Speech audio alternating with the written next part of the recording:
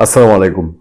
আপনাদের সাথে আমি আতিক রহমান পূর্ণিয়া। আমি গতকাল আপনাদেরকে একটা আলোচনায় বলেছিলাম যে পটুয়াখালী ৩ যে নির্বাচনী আসনটি, এই পটুয়াখালী ৩ নির্বাচনী আসনে আওয়ামী লীগের ঘাঁটি বরাবর, এবং এখন পর্যন্ত কোনোদিন আওয়ামী লীগের বাইরে সেখানে কেউ এমপি হয়নি।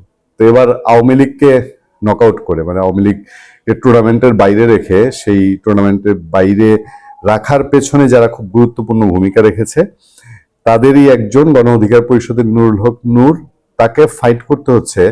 তিনি যে এই দলের ছায়ায় গিয়েছেন, জাতীয়তাবাদী দল বিএনপি, সেই বিএনপির দীর্ঘদিনের পরীক্ষিত কর্মী মিস্টার মামুনের কাছে। আমি গতকালকে আলোচনায় বলেছিলাম যে ওই আসনে ব্যাপক গন্ডগোল হচ্ছে। দুই দলের দুই প্রার্থী মামুন এবং নূর দুইজনের সমর্থকরাই মারমুখী। এর মধ্যে 2 দিন সামনাসামনি মারামারি কিলাকিলি করেছে এবং একে অন্যের প্রতি অভিযোগ আর অভিযোগ, দুনিয়া আর তার অভিযোগ। ওই আসনটা যে আওয়ামী লীগের, এবং আমি বলেছি সেখানে আওয়ামী লীগের ভোটটাই ডিসাইড করবে কে নির্বাচিত হবে। এর পরদিনই দেখলাম আলাপ, তবে আলাপটা আমার কাছে মনে হয়েছে যে এটা বেশ আকতি পর্যায়ের এবং একটু হাস্যকর আর কি। হাস্যকর কেন সেটা আমি আপনাদেরকে বলবো যে আওয়ামী লীগের আমার আমার পর্যালোচনা, আমার ইনফরমেশন বিশ্লেষণ যে আওয়ামী লীগের ভোট আসলে কি বিএনপিতে যাবে বা বিএনপি ঘরানার কারো কাছে যাবে কিনা। তবে খবরটা যেটা আছে সেটা হচ্ছে অনেকটা এরকম যে আমিও আওয়ামী লীগের দায়িত্ব নিলাম।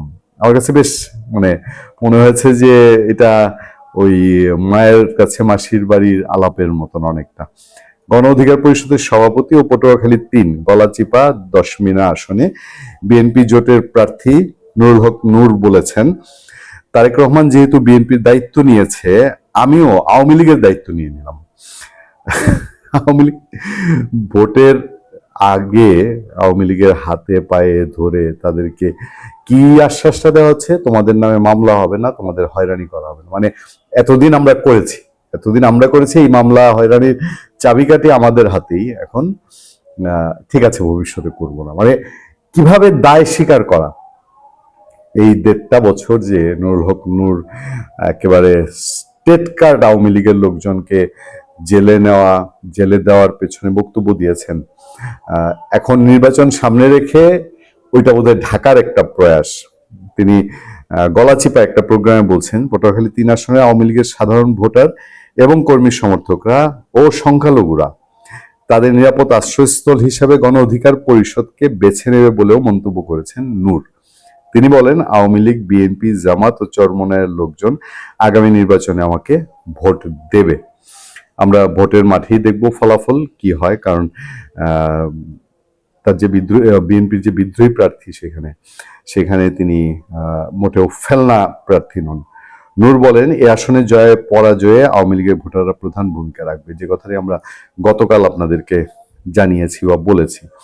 সে সময় তার দলের নেতাকর্মীরা উপস্থিত ছিলেন। ইন্টারেস্টিং কি জানেন, আওয়ামী লীগের ভোট এবার নীতি নির্ধারণী, নির্বাচনের ফল নির্ধারণী ফ্যাক্টর হয়ে উঠছে। এটা অনেক আগে থেকে আলোচকরা বলছে যে মাঠে না থাকলেও ফলাফল নির্ধারণ করে দিবে আওয়ামী লীগের ভোট। এই আওয়ামী লীগের ভোট তাদের কেন্দ্রীয় নির্দেশনা কি? তাদের কেন্দ্রীয় নির্দেশনা এখন কেন্দ্রীয় নির্দেশনা যদি কিছু আসেও সেটা বাংলাদেশ থেকে আসবে না, সেটা আসবে ইন্ডিয়া থেকে। এবং গত 1-1.5 বছর যা গেছে, বিএনপি বা জামাত ইসলামী তাদের যে আওয়ামী লীগের মানুষজনকে যেভাবে ট্রিট করা, মানে দোষীদের সাথেও আবার নির্দোষদের সাথেও, সেখানে আওয়ামী লীগের ভোট যাবে নাকি আওয়ামী লীগের ভোটার একদম ভোট দিতেই যাবে না, এই জায়গাটা বোধহয় আওয়ামী লীগ খোলাসা করবে না। মানে আওয়ামী লীগ তার ভোট দিতে যাবে না,